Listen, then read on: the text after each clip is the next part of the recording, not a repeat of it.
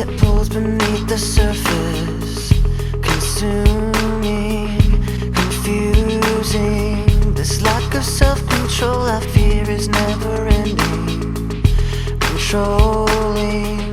I can't seem to find myself again. My walls are closing in. Not a sense of confidence, I'm convinced that there's just too much pressure to take. I felt this way before, so insecure. Crawling in my skin, these wounds, they will not heal. Fear is how I fall, confusing what is real.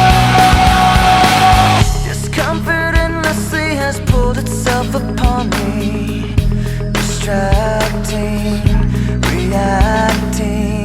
Against my will I stand beside my own reflection. It's haunting how I can't seem to find myself again. My walls are closing in. Not a sense of